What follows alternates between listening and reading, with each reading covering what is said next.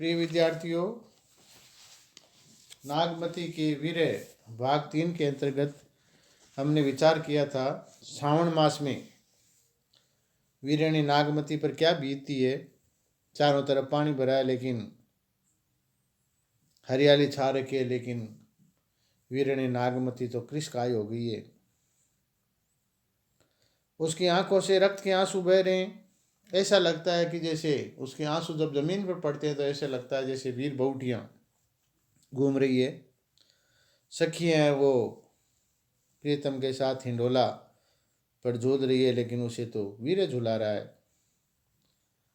चारों तरफ पानी भर गया है और नागमती की नाव को खेने वाला कोई नहीं है। चारों तरफ निराशा ही निराशा नजर आती है। पर्वत, समुद्र और ढंग के बड़े बड़े जंगल बीच में पड़ गए हैं। नागमती के पास पंख नहीं है कि वो उड़ करके चली जाए, और पाँव भी बहुत थक गई।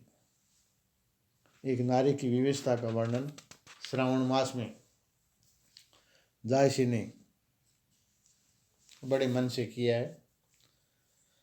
भादो मास में जब रात अंधियारी हो जाती है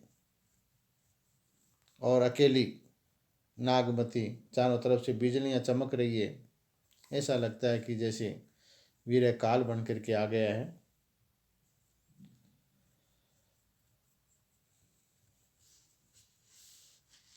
कुंवार मास में जब पानी घट जाता है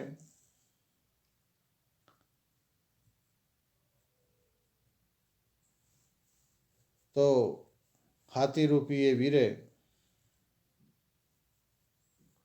नागमती को बहुत सताता है। कोयल जब प्यू प्यू पुकारने लग जाती है, स्वाति नक्षत्र की चातक की बूंद उसके मुख में पड़ जाती है।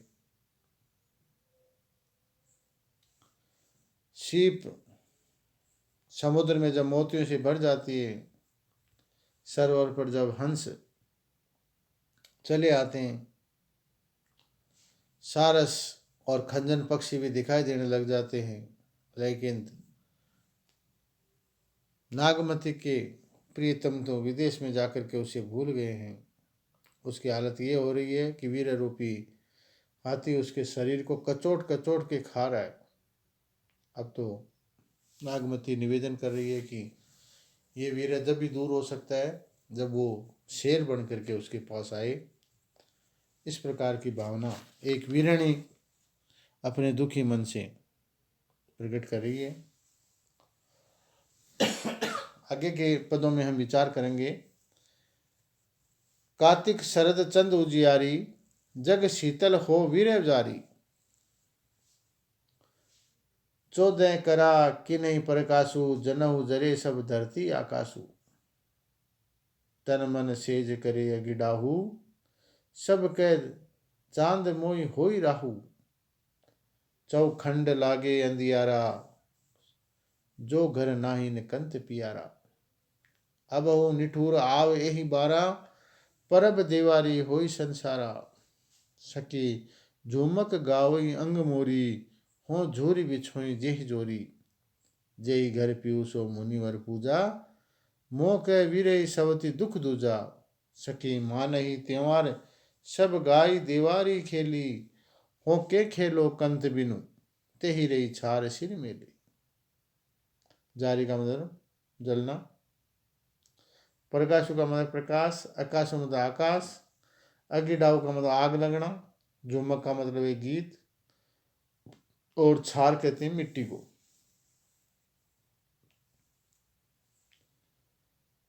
तन मन का मतलब शरीर और मन। इसके अलावा कंत का मतलब प्रियतम, निठुर का मतलब निष्ठुर, निर्दय, और बिछुड़ी का मतलब बिछुड़ना, जोड़ी का मतलब जोड़ी,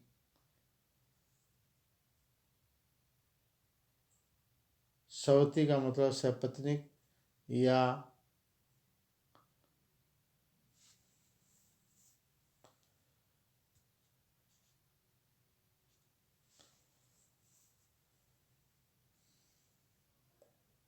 त्योहार का मतलब त्योहार, कंथ का मतलब प्रियतम और छार का मतलब रेत। सौती कहते हैं दूसरी पत्नी को।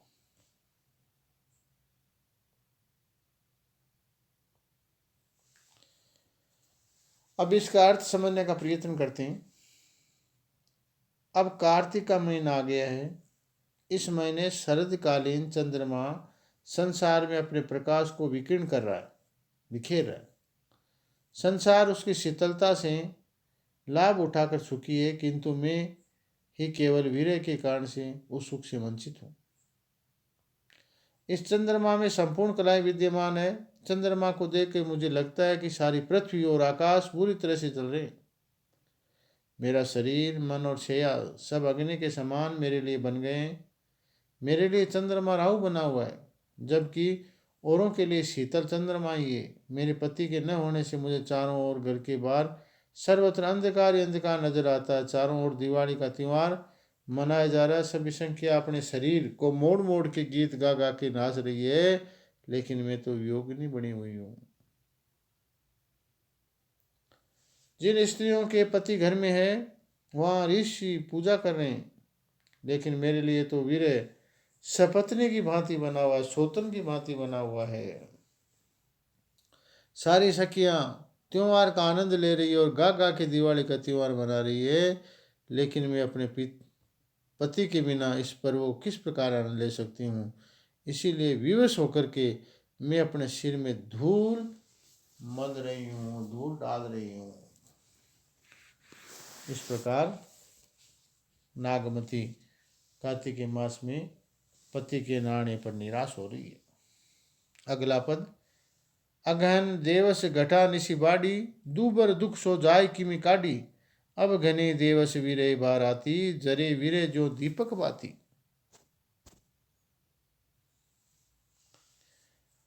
कांपा हिया जनाव शिव,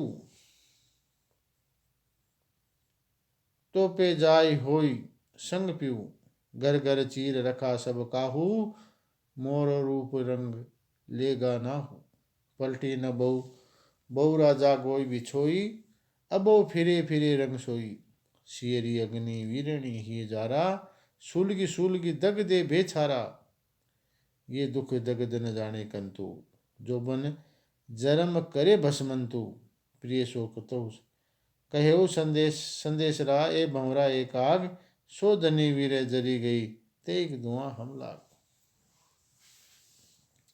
अगन दिवस का मतलब दिवस, निशी का मतलब रात, दोपहर का मतलब मुश्किल, काटी का मतलब बिताना व्यतीत करना,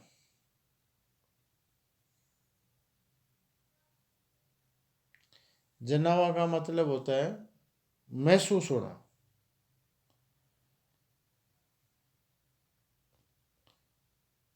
इसके अलावा बिछो का मतलब बिछुड़ना। हिये जारा का मतलब हृदय जल रहा है। सुलगी का मतलब सुलग सुलग करके। दगदे का मतलब तेज होना, अग प्रज्वलित होना, आग ज्यादा जलना। छारा का मतलब राख। दगद का मतलब दुख। जोबन का मतलब यौवन। जरम, जरम का मतलब जन्म। बसमंतु का मतलब राख हो रहा है, बस बसम हो रहा है। अब इसका अर्थ, दोबर का मतलब कठिन, हिया का मतलब हृदय, पीयू का मतलब पति, दिवस का मतलब दिन, जनवा का मतलब प्रकट होना, शिव का मतलब शीत और शेर का मतलब शीतल और बहुरा का मतलब लौटना। अब इसका अर्थ अपन पढ़ने का कोशिश करते हैं। अगन के महीने में दिन छोटा होता है और रात बड़ी होती है। अब ये दुख किस प्रकार निकला जा सकता है। अब नागमती को वीर्य के कारण छोटे दिन भी बड़े लगने लगे। वे उसे रात्रि के सदृश लगते हैं। वह दीपक की भांति वीर्य में दिन रात जलती रहती है। अब इस महीने में थोड़ी ठंड मालूम पड़ने लगी है और उस ठंड में हृदय भी बुरी तरह से कांपने लगा है। पति के घर होने पर वह शीत कम हो सकता है। पति के घर होने के कारण से स्त्रियां रंग बिरंगे वस्त्र धारण किए रहती है, इसीलिए मेरा सारा रंग रूप तो मेरे पति अपने साथ ले गए हैं। अर्थात मैं अपने पति के बिना श्रृंगार किस प्रकार कर सकती हूँ। इस शीत से बचने के लिए जो अग्नि जलाई जा रही है, वह वीरणियों को दग्ध किए जा रही है, वह और अधिक प्रज्वलित होकर के मुझे जलाकर राख किए दे रही है। मेरा पति मेरे कष्ट को नहीं जानता, मेरा यौवन मुझको भस्म किए जा रहा है। वह भौरे से कहती है कि तुम जाकर मेरे पति को संदेश कह दो कि तुम्हारी पत्नी जो वीर्य की आग से जल करके मर गई है, और उस अग्नि से जो धुआं निकला उससे मेरा सारा शरीर काला हो गया है।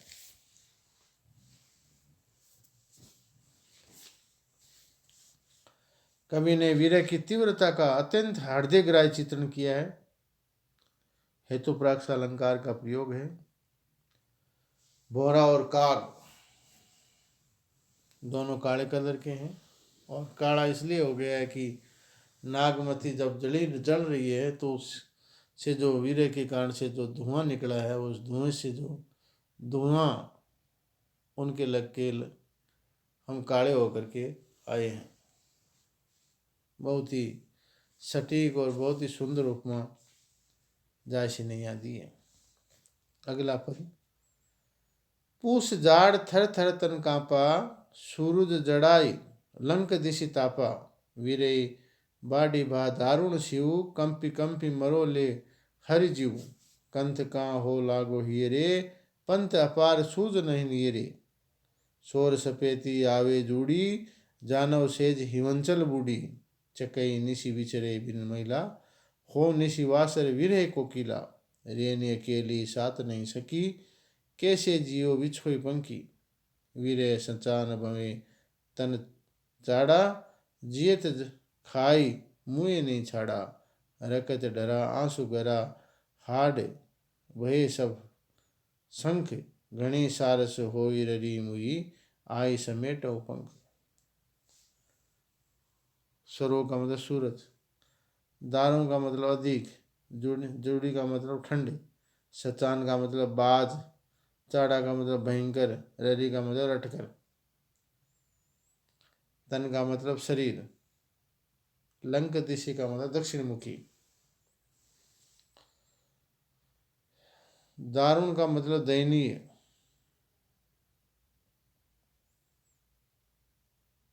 अपार का मतलब असीमित, हिमांचल का मतलब हिमालय,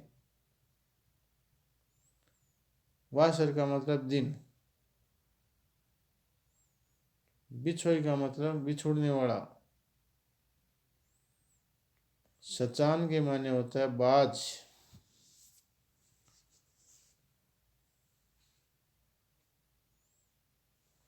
अब इसका अर्थ अपन समझने की कोशिश करते हैं। पूस के महीने में जाड़ा अधिक बढ़ जाता है, शरीर थर थर करके कांपने लगता है। सूर्य ठंड के कारण दक्षिण दिशा में रहकर अग्नि में अपने आप को तपा रहा है। वीर्य बढ़ने के कारण शीत और अधिक करुण बन गया है। इस शीत में मैं कांप कांप करके मरी जा रही हूँ। मैं पति को पुकार रही हूँ, मैं उसके गले लगने के लिए उत्सुक हूँ। तुम्हारे पास आने के लिए मुझे सारा रास्ता कठिन दिखाई दे रहा है। वह मुझे तुम्हारे तक ले जाने वाला भी नहीं है। सैया पर बिछा हुआ बिस्तर भी शीत के प्रभाव से ठंडा हो गया है। वह इतना ठंडा हो गया है कि बर्फ में लपेटा हुआ प्रतीत होता है।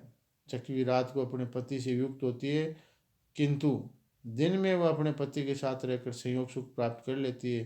किंतु मैं दिन और रात कोयल की भांति अपने पीयू को पुकारती रहती हूँ। रात्रि में मेरे साथ कोई सखी भी नहीं है, मैं अकेली ही रहती हूँ। भला मैं अकेली रह करके उस विचों को चिड़िया के समान कैसे जीवित रह सकती हूँ। वीर रूपी बाज मेरे शरीर पर दृष्टि गड़ाई, न जाने कब मेरी ओर देख रहा है। लगता है कि मरने पर ही मेरा पीछा छोड़ेगा। इस वीर्य के कारण से मेरे सारे शरीर का रक्त बह जा रहा है। माँ सारा गड़ चुका है, सारी हड्डियाँ संग के समान खोखली हो चुकी है। मैं सारस की जोड़ी की भांति अपने पति को रटती रहती हूँ। हे पति, अब तो मरण अवस्था में आकर के मेरे पंखों को समेट लेना। नागमती कह रही है कि मेरी हालत वीर्य के कारण से ऐसी हो गई है कि अब ज़्यादा जीने की गुंजाइश नहीं है। केवल पक्षियों के जैसे मरने के बाद पंख बच जाते हैं। तो ये शरीर मेरा है, सारा खून इसमें से बह गया है, मांस सूख गया है, गल गया है और हड्डियां संग के समान हो गई है। तो बचा क्या है? केवल पंख बचे हैं, उनको आप समेट लेना। बड़ी दयनीय स्थिति का वर्णन जायसी ने किया है। एक वीर्य को भोगने वाली स्त्री का। जायसी ने एक वीर्य की मन की पीड़ा को या उसकी जगह अपने आप को स्थापित करके महसूस किया है, और बिना इतनी सघनता और इससे महसूस किए बिना ऐसे पद लिखना बहुत मुश्किल है। जायसी ने निश्चय नारी के मन को अपने साथ होकर के जीने का जिया है, इसीलिए शायद ऐसा लिख पाए हैं। आज इतना ही। धन्यवाद।